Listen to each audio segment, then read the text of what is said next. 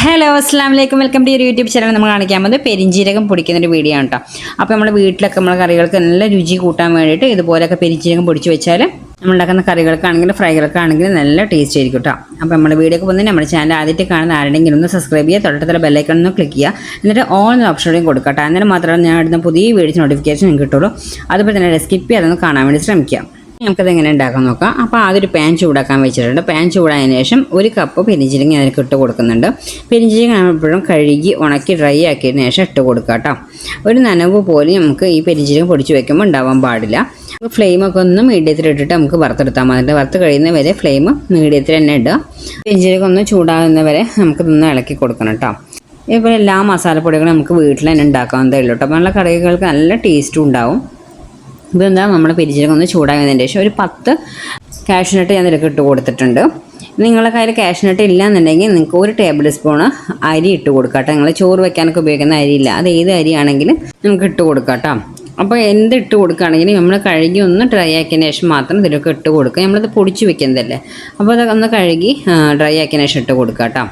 അപ്പോൾ അണ്ടിപ്പരിപ്പ് കിട്ടുന്ന ചൂടായി വന്നിട്ട് അതിന് ശേഷം കുറച്ച് കറിവേപ്പിലാണ് ഇട്ട് കൊടുക്കുന്നത്. കറിവേപ്പില കൂടിയാലും കുഴപ്പമൊന്നുമില്ല, കാരണം അത് നമ്മളെ കൊളസ്ട്രോൾ കുറയാനാണെങ്കിലും നമ്മളെ ഹെയറിനാണെങ്കിലും ഹെൽത്തിനൊക്കെ ഒരുപാട് ബെനിഫിറ്റുള്ളതാണ് കേട്ടോ ഈ കറിവേപ്പിലിനെ കൊണ്ട്. അപ്പോൾ നമ്മൾ കറിവേപ്പില അധികം എല്ലാവരും ഭക്ഷണം കഴിക്കുമ്പോൾ എടുത്ത് കളയാറാണ്. അപ്പോൾ നമ്മൾ പൊടിയാക്കിയിട്ട് ഇതുപോലെ ഉപയോഗിക്കുകയാണെങ്കിൽ നമ്മൾ ശരീരത്തിലേക്ക് അത് ചെല്ലുകയും ചെയ്യും. അപ്പോൾ ഹെൽത്തിന് അത്രയും നല്ലതാണ്. ഇനി നമുക്ക് ഇതിൻ്റെ ഈ പെരിഞ്ജീരകമായതിൻ്റെ പരിവും പറഞ്ഞാൽ നമുക്ക് ഈ നമ്മൾ ഇട്ട് കൊടുത്ത കറിവേപ്പിലില്ല, അത് നമ്മളിങ്ങനെ കൈകൊണ്ട് പൊട്ടിച്ച് നോക്കുമ്പോൾ ഇങ്ങനെ പൊടിയായിട്ട് പോകുന്നു. അപ്പോൾ അതാണ് അതിൻ്റെ ഫ്രൈൻ്റെ ലാസ്റ്റ് സ്റ്റേജ് കേട്ടോ. ഫ്ലെയിം മീഡിയത്തിലിട്ടിട്ട് തന്നെ ഇളക്കി കൊടുക്കുക കേട്ടോ. കാഷ്നട്ടോ അല്ലെങ്കിൽ അരി ഇതുപോലെ ചേർക്കുമ്പോൾ നമ്മളെ കറിക്കൊക്കെ നല്ലൊരു കൊഴുപ്പ് കിട്ടും കേട്ടോ. അതിനാണ് നമ്മളത് ചേർക്കുന്നത്. അതിൽ പെരിഞ്ജീരകം തന്നെ നമുക്ക് പല രീതിയിലും പൊടിച്ച് വെക്കാം കേട്ടോ. പെരിഞ്ജീരകം, കുരുമുളക് പൊടി, അതുപോലെ മല്ലിപ്പൊടി, ഇതൊക്കെ ഞാൻ നമ്മളെ വീട്ടിൽ തന്നെ പൊടിച്ചിട്ടാണ് കേട്ടോ കറികൾക്ക് യൂസ് ചെയ്യുക. അപ്പോൾ ഓരോ പ്രാവശ്യം ഉണ്ടാക്കി കഴിയും തോറും ഞാൻ പല ഇൻഗ്രീഡിയൻസും ചേർത്തിട്ടാണ് പൊടിച്ച് വെക്കാറ് കേട്ടോ. ഇപ്പോൾ 1 മാസമൊക്കെ നമുക്ക് ഉണ്ടാക്കി വെച്ചിട്ടുണ്ടെങ്കിൽ അത് കഴിയുമ്പോൾ വേറെ നമ്മൾ ഉണ്ടാക്കുമ്പോൾ നമുക്ക് ഇൻഗ്രീഡിയൻസ് മാറ്റി നമുക്ക് ഇതുപോലെ പൊടിച്ച് വെക്കുക കേട്ടോ. അപ്പോൾ നല്ല ടേസ്റ്റാണ് കറികൾക്കൊക്കെ ഉണ്ടാവുക. ഇതൊക്കെ ഒന്ന് കറിവേപ്പിലൊക്കെ ഒന്ന് ഫ്രൈ ചെയ്യുന്നതിന് ശേഷം ഞാൻ ഒരു നുള്ളു ഉപ്പ് ചേർത്തിട്ട് കൊടുത്തിട്ടുണ്ട്. ഉപ്പിട്ട് ചേർത്താൽ നമുക്ക് ഒരുപാട് കാലം ഇത് കേട് വരാതെയും പൂപ്പിൽ വരാതെയൊക്കെ ഫ്രഷായിട്ട് തന്നെ ഈ മണത്തിൽ തന്നെ ഇരിക്കും കേട്ടോ. അപ്പോൾ ഉപ്പിട്ട് കൊടുത്തതിന് ശേഷം ഉപ്പിട്ട് കൊടുത്താൽ മതി, കാരണം നമ്മൾ കറിയിലൊക്കെ ഉപ്പ് ചേർക്കുന്നതല്ല. അപ്പോൾ ഒരു നുള്ള് ഇട്ട് കൊടുത്താൽ മതി. കറി ആണെങ്കിൽ ഫ്രൈ ആണെങ്കിൽ നമ്മൾ ഉപ്പ് ചേർക്കുന്നതാണ് വേറെ. അപ്പോൾ അതുകൊണ്ട് ഒരു നുള്ള് ഉപ്പ് ചേർത്താൽ മതി. ഇപ്പോൾ നമ്മളെ കറിവേപ്പിലൊക്കെ ഒന്ന് ഡ്രൈ ആയി വന്നിട്ടുണ്ട് കേട്ടോ. കണ്ടോ, എല്ലാം നല്ല ഇങ്ങനെ പിടിക്കുമ്പോൾ തന്നെ പൊടിയായിട്ട് വന്നിട്ടുണ്ട്.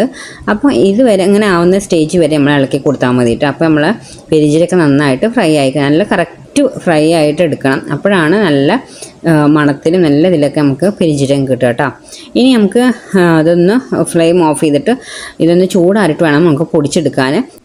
അപ്പോൾ നമുക്ക് ഈ ചൂടുള്ള പാനൊന്ന് മാറ്റി ഒരു പ്ലേറ്റിലേക്ക് മാറ്റി കൊടുക്കാം കേട്ടോ. അപ്പോൾ അതിൽ നിന്ന് ചൂടാറിന് ശേഷം മാത്രം നമുക്കത് പൊടിച്ചെടുക്കാം. അതുപോലെ ഇട്ട് വെക്കുന്ന പ്ലേറ്റ് ആണെങ്കിൽ പോലും നിങ്ങൾ നനവില്ലാതെ വേണ്ട എടുക്കാൻ. ഇനി നമുക്ക് ഇത് ചൂടാറിയിട്ടുണ്ട്. ഇനി നമുക്കൊരു ജാർ എടുക്കാം. എടുക്കുന്ന ജാറും ഒരു തുള്ളി നനവില്ലാതെ തുടച്ച് ഡ്രൈ ആക്കിയിട്ട് വേണം നമ്മൾ പൊടിച്ചെടുക്കുന്ന ജാറാണെങ്കിലും ഇപ്പോൾ അത് ഇതുപോലെ യൂസ് ചെയ്യുന്ന സ്പൂൺ ആണെങ്കിൽ പോലും നനവില്ലാത്ത എടുക്കുക കേട്ടോ. ഇനി നമുക്ക് ഈ ജാറിലേക്ക് ഇട്ട് കൊടുക്കാം. നമുക്ക് അത് ഫൈൻ പൗഡർ പോലെ നമുക്ക് അടിച്ചു കൊണ്ടുവരാം കേട്ടോ.